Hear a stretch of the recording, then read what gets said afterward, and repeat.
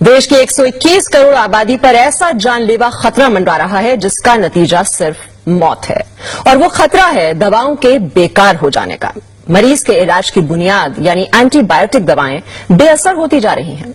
Antibiotic दवाओं पर की गई स्टडी के नतीजे आगाह कर रहे हैं कि 2020 आते आते देश में एक भी असरदार एंटीबायोटिक दवा नहीं बचेगी और सर्दी जुकाम जैसे साधारण इन्फेक्शन भी लाइलाज हो जाएंगे।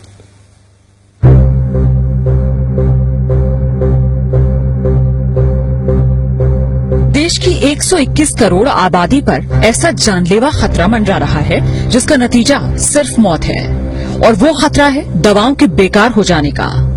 मरीज के इलाज की बुनियाद यानी एंटीबायोटिक दवाएं बेअसर होती जा रही हैं। एंटीबायोटिक दवाओं पर की गई स्टडी के नतीजे आगाह कर रहे हैं कि 2020 आते आते देश में एक भी असरदार एंटीबायोटिक दवा नहीं बचेगी और सर्दी जुकाम जैसे साधारण इन्फेक्शन भी लाइलाज हो जाएंगे।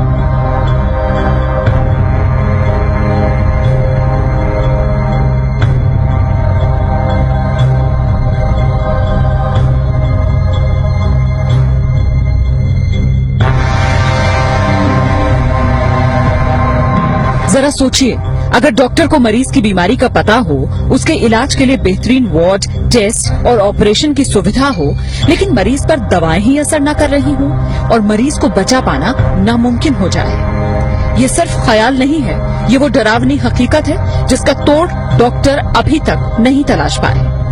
दिल्ली के एक प्राइवेट अस्पताल में हुई स्टडी के नतीजों से ये खुलासा हुआ कि कई एंटीबायोटिक दवाएं जो गंभीर बीमारियों के इलाज में इस्तेमाल की जा रही हैं, दरअसल मरीजों पर काम ही नहीं कर रही।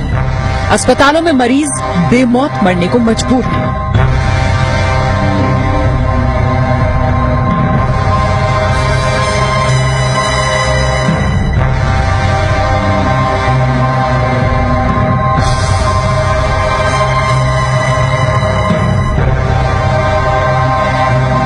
अगर हम डिस्क्रीट अब ना हो, अगर हम ये इस पे ध्यान ना दें तो हो सकता है इवन बिफोर 2020 हमारे पास एंटीबायोटिक्स होना या न होने का कोई मतलब ना हो।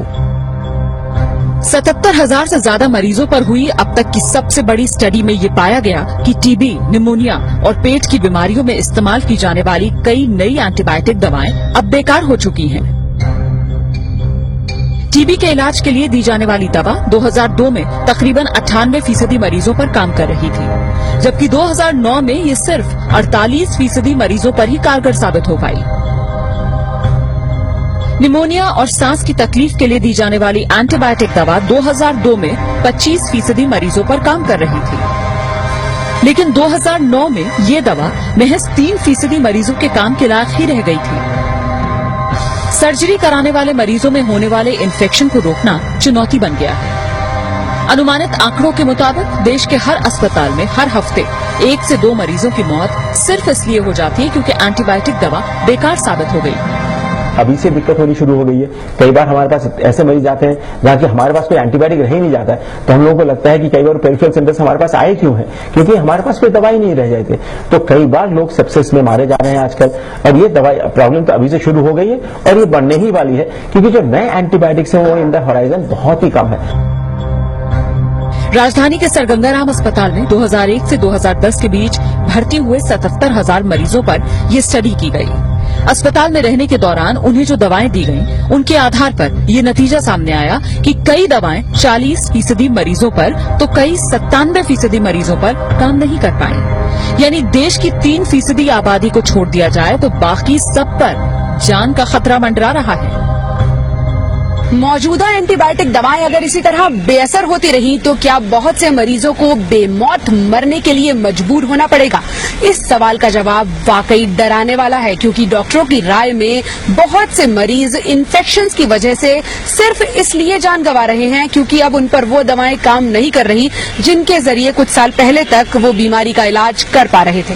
पूजा मक्कड़, जी न्यूज, दिल्ली।